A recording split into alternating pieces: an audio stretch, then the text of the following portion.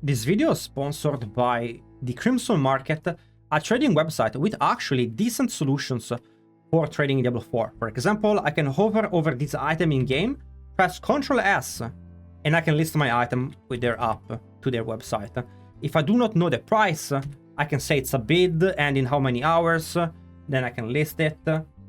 And then on their website, I can see my listings, other people's listings. Mostly I use it for materials because I do a lot of boostings. I can see how many Stygian stones are up for sales, posted when, the battle.net, battle tag of the player.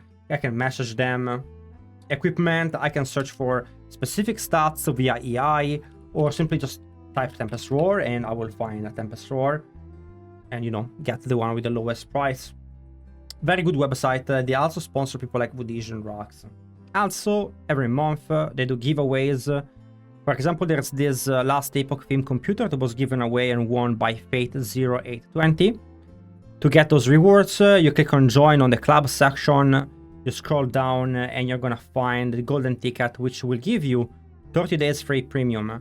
For example, the next giveaway is in 4 days, so you can join for 4 days, 5 days, and then you can cancel it, and this way you've entered the giveaway for the computer for free.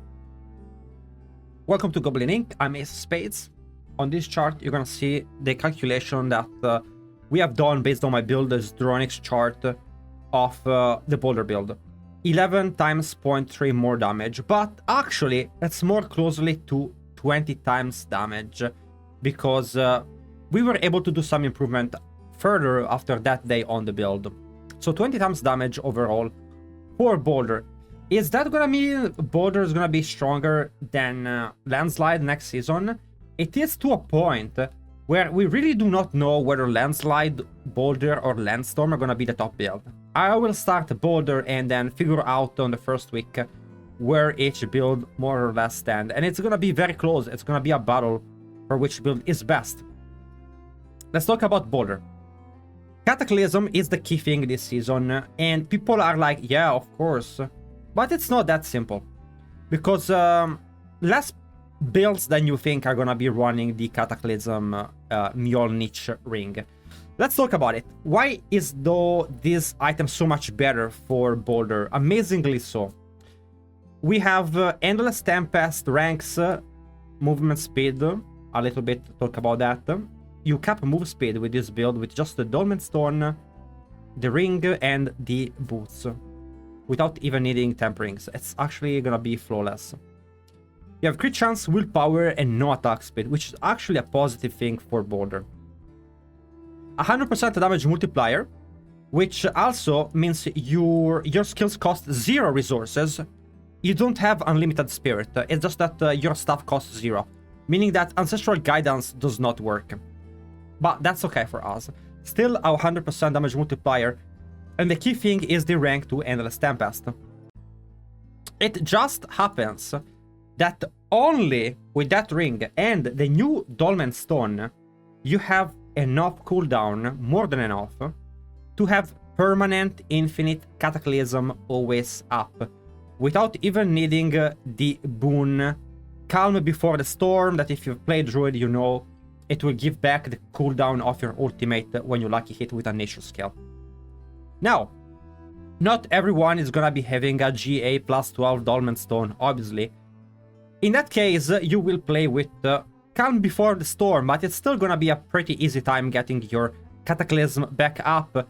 And on top of that, it also plays really well into your progression through the endgame. Because at first, you're gonna be able to play with Arida's Inexorable Will, which has a 20% cooldown reduction for ultimate on it.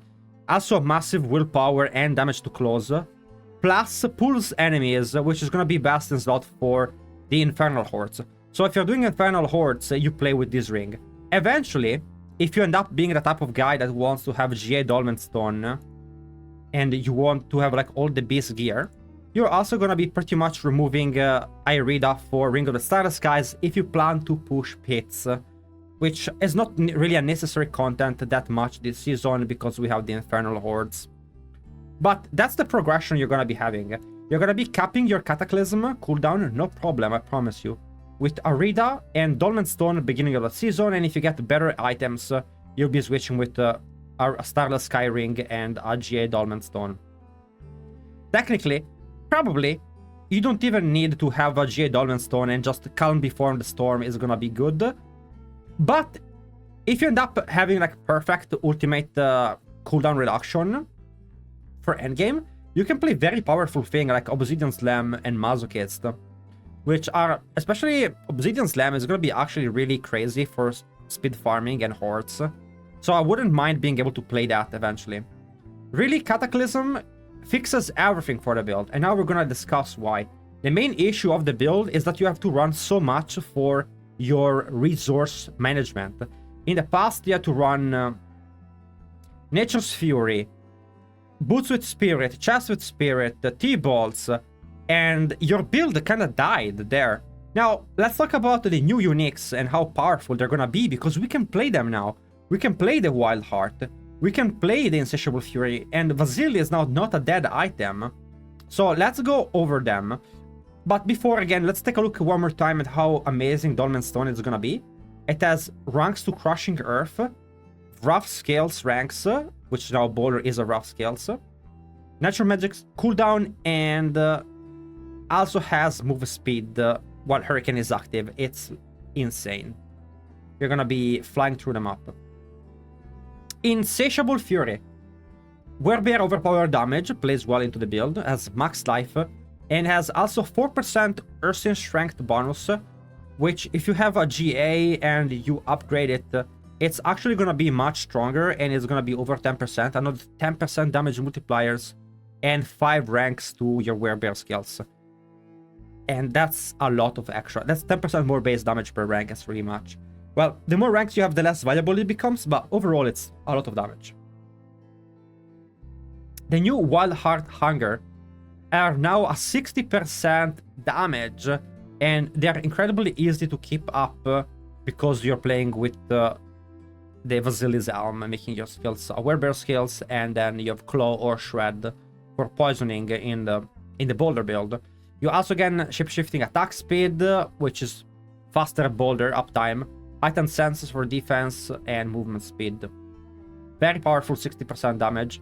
You have defensive posture. Vasily is gonna fix your armor, and with Insatiable Fury, you only have to run those items for armor, which is crazy.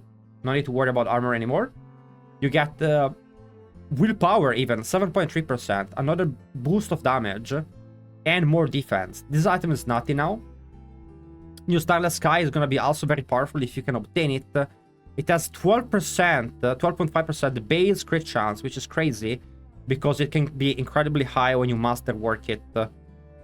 Because I don't have tempering on this item, right? So you can hit crit chance or core skill ranks very easily, and it is a lot of damage. And if you don't run that, you can always play Arida, which I think is still gonna be what you run most of the time, because the new content, you know, the Hell Hordes, Infernal Hordes, is gonna be about AoE clear, and this is the king of AoE clear, even after the nerf, of course. The build is poised to be incredibly powerful for all those reasons, that we're finally able to play without resource issues. Really, the new ring and the new Dolmen Stone interact so well together. The build has every problem it had fixed. Let's talk a little bit about the bugs the build had and that it got fixed. So we have the chance of Boulder Projectile to cast twice, which used to be bugged and not working. So you missed out on double cast. Also, by the way, guys, if you do not have enough cooldown reduction on your Dolmen Stone, you can always run Hurricane Duration on your weapon, and that's fine, because you can still only have about 10 boulders up on Dolmen Stone. The build also plays Claw or Shred, depends upon your preference for poisoning. I think Shred could be maybe a little bit better now, but it doesn't poison for as long as Claw. And the cool thing about the build is that because now we have such an easy time with resources, we don't run Nature's Fury ever. It becomes much better to run other powerful keystone passive like Best Rampage. Is incredibly easy to upkeep with this build because you spend time in both Werewolf and Werebear almost equally, I would say, in the 10 seconds, meaning that you don't have even to struggle to keep Best Rampage up. With that being said, Earth in Strength, we do get Earth in Strength bonuses from Insatiable Fury, which means that it could be possible that, honestly, they're about the same value, honestly. If you get a good upgraded Insatiable Fury, Best Rampage is really not going to be that DPS increase because the attack speed, again, is not that valuable for the build. You only have a certain amount of boulder you can have on your Dormant Stone. It's only 10. And of course, you get 30% damage for each boulder. So you can get up to 300%, which is kind of crazy. This item is a beast. So in total, I'm expecting not 11.3 times damage. I'm expecting more. Because I will definitely play Ring of the Starless Sky for pushing, which is going to add another 60-70% damage compared to Arida. That's a big buff. And so I'm expecting Boulder to be extremely competitive with Landslide. I hope this video was compelling. Let me know what you think about Boulder. And if you watch me play on Twitch Live or YouTube Live, you will probably see me playing Boulder after the first day, which I will level up as Win Shear, by the way. And if you're interested in that, I believe I do have on my profile on Mobalytics, also on the tier list, my hybrid wins. It's a Win Shear plus Pulverize Overpower build for leveling. If you want to try that out for leveling, it's going to be pretty good. Guys, thank you for watching. I will see you guys in game.